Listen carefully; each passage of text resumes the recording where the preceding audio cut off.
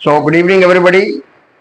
I welcome all of you on my channel that is Autism and Microbe.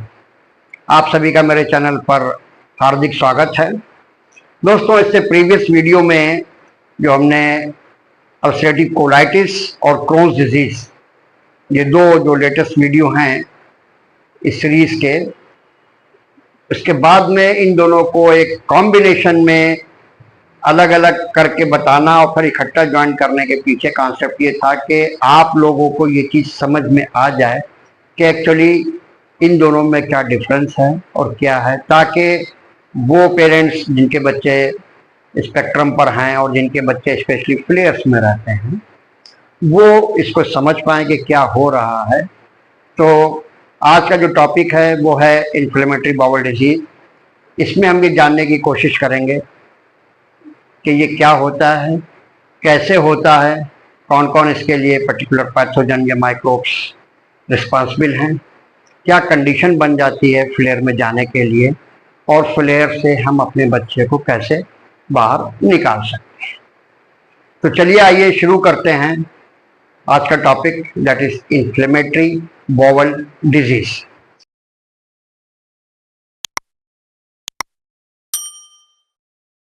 दोस्तों, जैसा कि हम लोगों ने पहले आपको बताया था, बेसिकली इन्फ्लेमेटरी बाउल डिजीज का मतलब ये हो गया कि आपके बाउल में एक ऐसा इन्फ्लेमेशन, एक ऐसा संक्रमण जो आपके माउथ टू रेक्टम में कहीं पर भी किसी भी कंडीशन में हो सकता है, और उसमें आपके अल्सर्स बन सकते हैं, क्रोन्स डिजीज बन सकता है, जो हमने दोनों अलग अलग वीडियो में देखा है।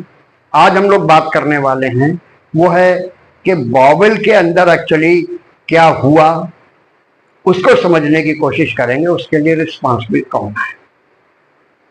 तो इसमें जैसा कि आप देख सकते हैं कि जो इन्फ्लेमेटरी बाउल डिजीज है, इसको हमने दो सेगमेंट अलग अलग कर दिया है, that is one is ulcerative colitis and other one is CD यानी कि क्रोन्स डिजीज। इसके सिम्टम्स को अगर हम समझ लें तो बेसिकली जो हमारे दोनों वीडियो हैं उनमें हमने इनके सिम्टम्स के बारे में बात करी हुई है और इवन एक्स्ट्रा इंटेस्टाइनल की भी बात करी हुई है। तो इसके सिम्टम्स कमोबेश दोनों को अगर हम कंबाइन कर लें तो देखिए, हमारे एब्डोमेन में कहीं ना कहीं पेन होगा, जो एरिया ज़्यादा या जो हमारा पर्टिकुलर गट एरिया ज़्यादा अफेक्टेड होगा उस साइड में ज़्यादा हमारे पेन होगा, अदरवाइज ये एब्डोमिनल पेन कहीं पर भी हो सकता है। ब्लड में जो है वो हमारे म्यूकस आ सकता है, स्टूल में ब्लड आ सकता है, या म्यूकस और ब्लड दोनों आ सकते हैं। कई बार हमको पॉटी के लिए, टॉयलेट के लिए जाना पड़ सकता है, even 3 times 4 times a day, even may more that also. और जब एक्सेस हमारा ये बाउल मूवमेंट होगा और गट इन्फ्लेम रहेगी तो हमको जो है वो माल न्यूट्रिशन होने लगेगा। बेसिकली जो एब्जॉर्प्शन है वो सही तरीके से नहीं हो पाता है। अब इसको समझने के लिए आगे अगर हम देखेंगे तो ये देखा जाता है कि जनरली जब पेशेंट्स आते हैं तो वो कई जगहों पर घूम फिर कर और डायग्नोसिस करवा चुके होते हैं। कुछ लोग अपने कॉम्प्रिहेंसिव स्टूल एनालिसिस करवाते हैं और उससे हम लोगों को पता चल जाता है काफ़ी हद तक कि कौन कौन से अंदर उसके बैक्टीरिया हैं। लेकिन एक्चुअली जब ज़्यादा इन्फ्लेमेशन बढ़ जाता है तो बच्चा या पर्टिकुलर इंडिविजुअल जो है वो एक फ्लेयर की कंडीशन में चला जाता है, और ये प्रोसेस ऐसा है जो ऑन एंड ऑफ प्रोसेस है। से फॉर एग्जांपल, बच्चा फ्लेयर में गया, फिर रिमिशन हो गया, फिर फ्लेयर में गया, फिर रिमिशन हो गया, and this process is continue. अब अगर हम लोग इसको ज़्यादा समझें तो आप देख सकते हैं कि ये ऑन एंड ऑफ प्रोसीजर है। अब जो ऐसे फिजिशियन जो बेसिकली या ऐसे पेरेंट्स को ये चाहता है कि उसके बच्चे को एज सुन एज पॉसिबल या individual as soon as possible को फ्लेयर से बाहर निकाला जाए।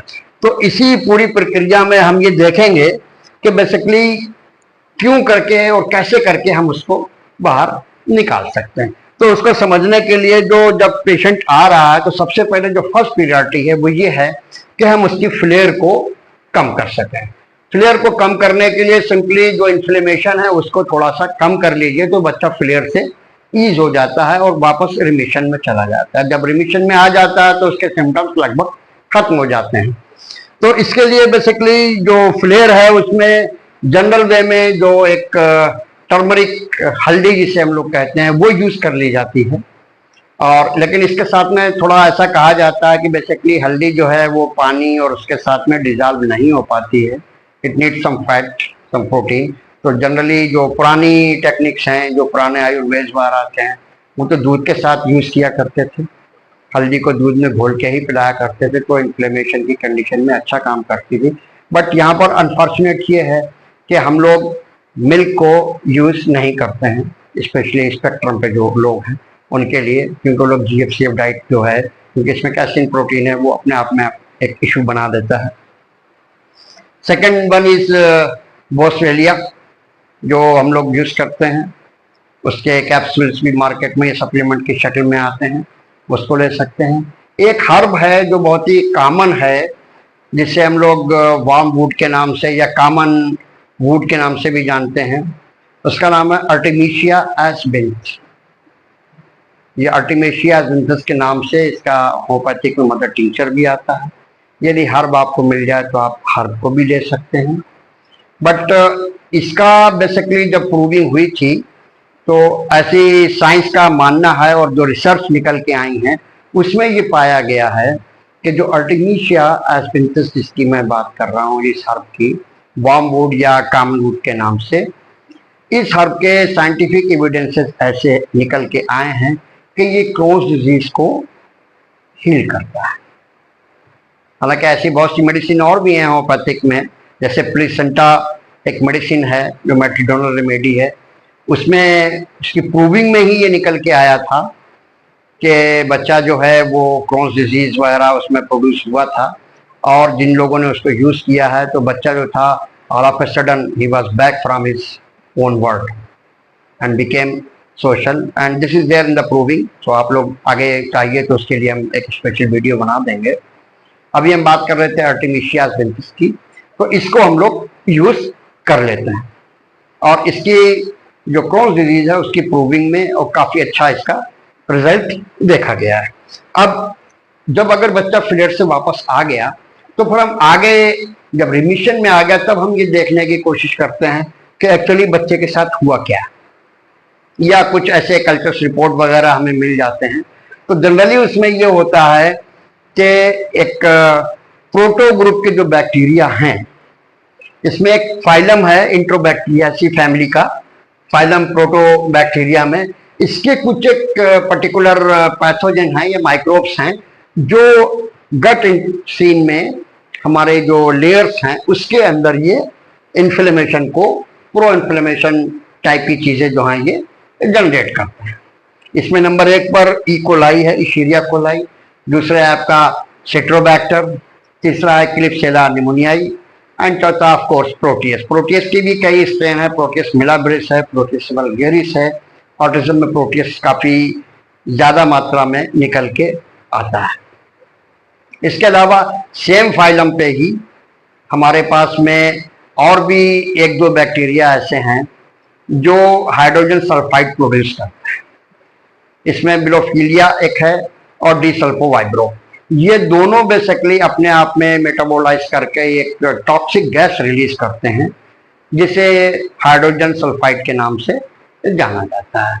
And basically what hydrogen sulphide do, basically there are some tight mucus joints जो हमारी गट के अंदर, जो हमने एनाटॉमी में बताया था आप लोगों को कि जो म्यूकस लेयर्स है उसके जो जंक्शंस होते हैं ये वहां पर जाके उसको अपने आप में खींच देते हैं, लूज कर देते हैं, और पीछे की जो लाइनिंग है उसको एक्सपोज कर देते हैं।